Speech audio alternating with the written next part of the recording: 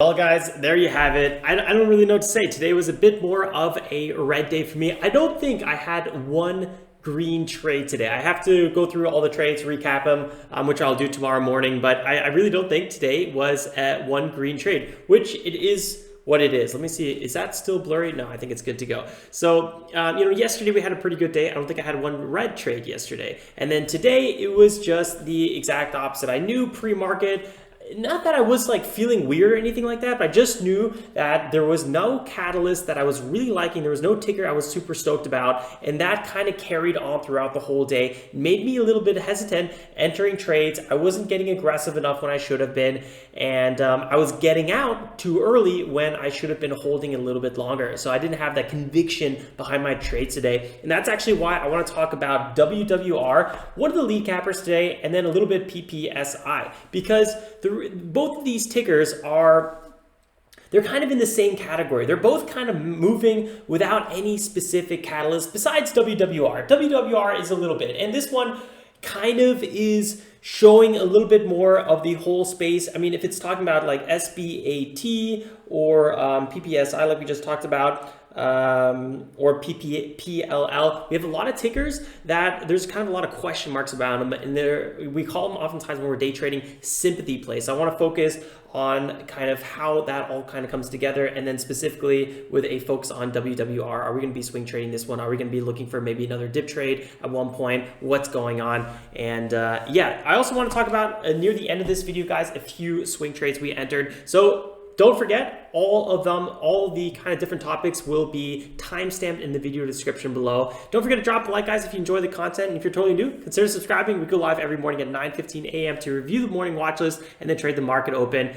And let's kind of go ahead and go over to the laptop and talk about the good stuff. So this is PPSI. PPSI, 3 million float, right? U.S. electric parts and equipment. Wait, hold on. Equipment and parts company? Yeah, acquired. I don't know. Okay, this is the weird part. So couldn't find any catalyst on PPSI today. It's the absolute lead gapper here with I think it's over. Let's see here quickly. Yeah, so 1.4 billion in dollar volume, guys. That's huge. That's a big amount of volume. We typically don't see these kind of numbers at around 12.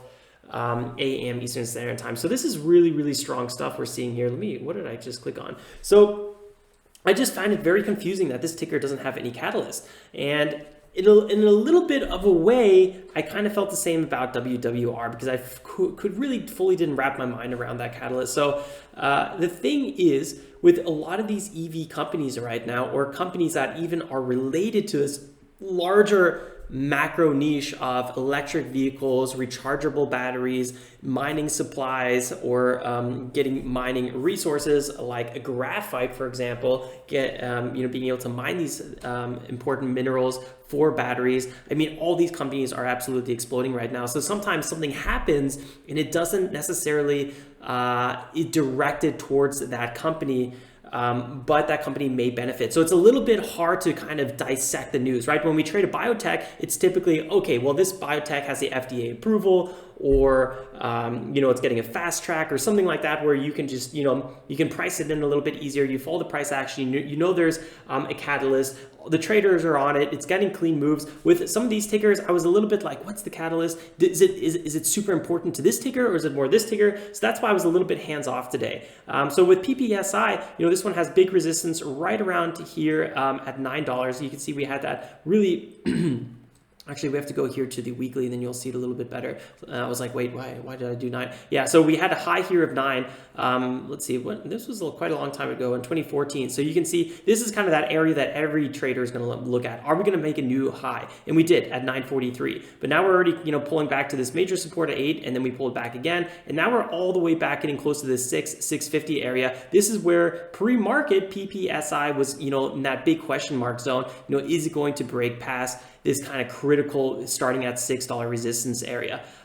For me, oh man, on this one PPSI, I took one like I came a little bit late to the show today. PPSI was not on my scanner at first, and then when I was, and especially when it's called out in the chat room, I was kind of looking at this one. I was like, okay, well, we're having a nice little continuation. Let me actually buy the pullback here. I bought this red pullback, and I was looking for a continuation as we broke back above 3, and then I didn't get that, and then I kind of stopped out this one for my first loss of the day, and then I couldn't really find the catalyst on this one, so I was so uneasy with trading PPSI that I was like, you know what, on this pullback, which is typically a classic trade I do all the time. Like this is like a perfect break out here with big volume, buying the pullback, looking for the continuation. I just faked myself out and got out where I got in, and I was like, what am I doing? PPSI into the open. I didn't really ever feel comfortable trading this one. I should have jumped in on it when we were making this bull flag pattern and we had a nice breakout. I don't know why I didn't. I didn't really give it the chance of the day. We had another one of these kind of micro 1 minute pullbacks, and then we had a huge continuation.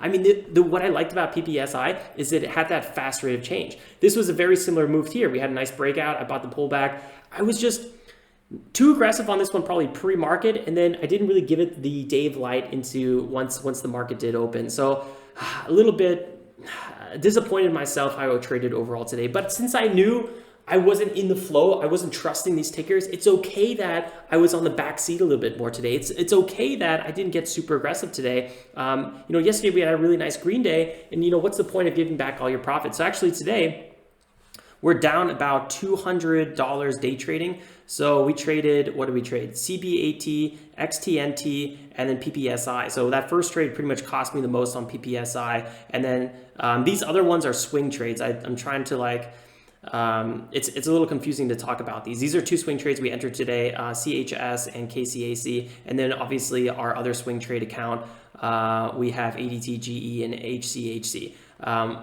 We talk a lot more about those on the live stream, obviously, but right now I really want to focus on the day trading, because day trading, I'm down about, what are we down? XTNT. We're about $200 down right now, right? So it's not a bad red day, and based on my trading stats, so in October, starting October, we already have 33 trades. We're up $1,200. So today, after tomorrow, when I document the trades, we're going to be up $1,000. Where is it? What was I just about to say? Our average loss here, I just had a bit of a brain fart. I kind of forgot what I was going to say. Yeah, okay, now I remember. So our average position size right now is $2,700. And my max, this is one of my rules, when I'm down over 10% of my average position size, that's when I stop out for the day. So right now that would be at $2,700 times 0.1, right? That gives us $270. So basically I still have grace period. I didn't stop out of the day yet. I didn't really have a blow, like super red day or anything like that. I just kind of stopped trading when I was, noticing I wasn't in the flow, which is totally fine. So not really a bad red day, totally acceptable. We'll see what happens with the swing trades. Right now, it looks like KCAC is pulling back quite a bit, which is a little bit unfortunate, but totally in our risk tolerance as well. Okay, let's go to the important ticker today. Where is it hiding? Oh yeah, you know what? We didn't actually trade it today. That's why I was so confused. WWR. So WWR was a lead gapper again. It's made ridiculous moves, and today's actually the 9th green day in a row. And actually, believe it or not, it's still a green day. It's up 17% today, which is a little bit weird because you'd be thinking like, this thing's just been selling off all day today. Well, it had a huge gap up, 130%, had a high of 18.5. Absolutely insane. So it's actually been on a relatively long green run of 9 days. Since the low. So 1, 2, 3, 4, 5, 6, 7, 8, 9. Today's the 9th day, right? This was the low day with a 122 pre-market, right? So 9th kind of green day in a row. If we go here to the daily chart, you can see a little bit more. So what's been causing this kind of ticker to have such a strong run, and why am I a little bit skeptical of this company? Well, if you go here long term, this company has nothing but just been selling off. Apparently, it was at $89,000 at one point. Not true, fake news. It's actually reverse splits and dilution, right? If a company goes, let's say, from $10 to $1, and then it breaks $1, and it's on the NASDAQ per se, or the New York Stock Exchange, they have to have a price of $1. or else it's going to get delisted, right? So what happens is they do a reverse split. Now they have maybe one share, or let's say 10 shares valued at $1. That goes to now one share valued at $10. That's what happens if you would be holding it, right? On a reverse split of 1 to 10. So they constantly do that. And every time, right, the old price technically gets inflated. And that's pretty much what's going in here. And then they're doing offerings. They're selling shares to retail onto the market. They're dumping new shares onto the market. So this company will probably only go in one way, and that's to the downside. So sorry to be super negative on this ticker, but that's just how I feel about it. Because we've seen this over and over again. I mean, this is just a recurring theme. So I'm a little bit skeptical in these highs, but why is it even going up? What's going on with this ticker? And at first, this is I really want to kind of bring it up today. I wanted to actually bring it up yesterday, but I really liked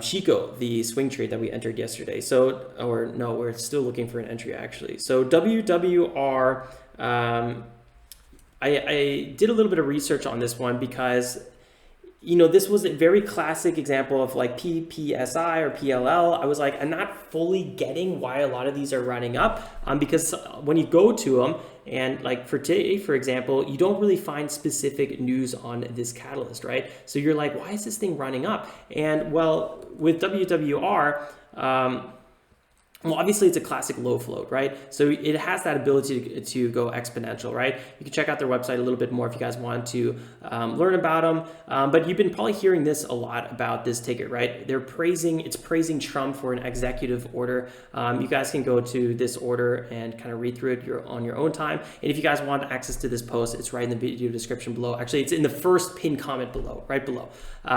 So here you can see President Trump, Donald J. Trump, President of the United States of America. We cannot depend on imports from foreign adversaries for critical minerals that are increasingly necessary to maintain our economic and military strength in the 21st century. Yada, yada, yada. And it basically talks about... I forgot it. Critical minerals, and then including graphite. And the problem is China is, we're extremely dependent on China. So if you go here, I kind of took out some highlights here. China supplies 60% of the world's graphite, and USA is 100% dependable on foreign imports of graphite right now, right? So this company, Westwater, which is obviously WWR, that's Westwater, they applauded him, praises for his executive order. So at first I was like, well, that's a weird news for this company to be up so much. It's actually, it started running since the September 25th. So keep that in mind. And this came out, I think it was 28th. September 30th, yeah. So it looks like there was a lot of buying in anticipation of this getting signed. It got signed and then it ran up even more. So this got signed on the 30th, and that was right around here, right? We had a little bit of a pullback date. Actually, I think this was, so this closed here, opened here, closed there. So this is actually a green day as well, but yeah. Bit of a gap down day. So yeah, it's been a huge run. It's basically almost a 650% run from there. And actually, if you count pre-market with that 18% move, much more than just an 18% run. Whoa, what just happened? That was kind of crazy. Yeah. So why is this company going up so much? Well, so Westwater said that the U.S. is 100% dependent on imports for graphite, which is a primary material used in lithium-ion batteries that help power smartphones, laptop, EVs, and help supply store power for renewable energy sources, right? Now, the president, executive order opens up new avenues for financing and permitting our Koza graphite project. This is kind of interesting if you guys want to check this out in your own time. So basically they have a project where to start mining graphite here in the USA. There's Montgomery, there's the Alabama graphite belt. So they would be starting a project right around here to mine graphite, right? And this kind of allows them to get started with something like that. Key materials for a battery: lithium, cobalt, nickel, magnesium, and graphite. You can see it's a key mineral. And now, I mean, you guys know that Tesla right now, it has almost deals with like every mining company from what it feels like with trading small caps. They're just trying to make sure they have that supply chain set up. So that's why a lot of these companies, if it's, you know, CBAT, WWR, PPSI, OG, and you know, not OGE, and PLL. I mean, the tickers are ridiculous. But just keep in mind. So one thing I did not give enough credit for with WWR or PPSI today was the fact that this is such a hot sector. I know it's a hot sector. We've been trading EVs for months now. It's just I didn't acknowledge it enough. I was a little bit too biased on this run up, which probably isn't for the worst because this has been a very, very strong run up. So I don't really regret the move, but at the same time, you know, just because PLL didn't have a specific catalyst today, I should have been like, okay, well, you know, this is a really hot sector. And sometimes, and we've seen this in the past all the time, stocks can go up 1, 2, 3, 4, 700%, 800%, even 8,000% with no catalyst sometimes, right? Although I think the 8,000%, there was a catalyst. I have to go back on that one. But the point is, I was overly biased today. I didn't get aggressive, and usually that does save me a little bit. So it's kind of one of those things like I just kind of stuck to my rules a little bit today, and today kind of bit me in the butt a little bit. Oh, I was actually saying WWR around 950 could be a really good dip buy. So this could be an interesting zone. I'd be really careful trading WWR in these areas. Based on the history of WWR, it looks like it doesn't hold its highs very long. I mean, this is a first time we're really back in these kind of above $10 areas, although we're technically back at 950. Just be careful with this ticker. I really got to say, these are the prices probably Westwater has been waiting for. And now since they're expanding possibly into a new mining facility, guess what they need? They need capital. Guess how they're going to get capital? Or one way they can get capital, they're going to dump shares onto the market and get financing that way. Guess what happens to the stock price? It goes down because there's new dilution, and then maybe it's going to keep going down back under $1. Then they're going to do a reverse split and yada yada. The vicious cycle goes on and on. So you would think this is good for an investor of the company, but actually, depending on how WWR handles this kind of good catalyst, and based on how they have handled these kind of catalysts in the past, I don't think this is a good investment. Absolutely not. I'm not going to touch it with a 10-foot bull. I would day trade it. I have nothing against day trading WWR. I've day traded in the past. You guys can check out the whole video here on June 2nd. We were day trading this one. I didn't day trade it today because I felt like it was overextended. I don't really think we're going to see it tomorrow. I think this might be the beginning of the end. But at the same time, I do think, you know, along the way down here, there's going to be some huge bounces. So you can probably be rest assured, I might put in some limit orders here. We might look for some dip buys. I'm just very weary of a direct offering. So just be very careful with that, because if that comes out, this could go from $10 to $5 in literally 1 minute of trading, because it'll go dip down, it'll get halted, and then it'll go the rest of the way down. So just be careful with a ticker like that. Take your profits if you have them, and that's my honest take on this. So let me know what you guys think about WWR. I'm super curious to hear what you guys think. Are you going to be trading WWR? Are you holding it long term? Are you looking for this thing to go to the moon? What is your take on it? Leave a comment below, and don't forget to drop a like if you enjoy the content. If you're totally new here, consider subscribing. We'll be trading all these tickers. Well, not all these tickers, but we'll be trading similar tickers every morning starting at 9:15 a.m. Eastern Standard Time. So check out the live stream, and I will see you guys tomorrow. Have a great rest of your day. Stay safe and make some awesome trades. Ciao, ciao, guys.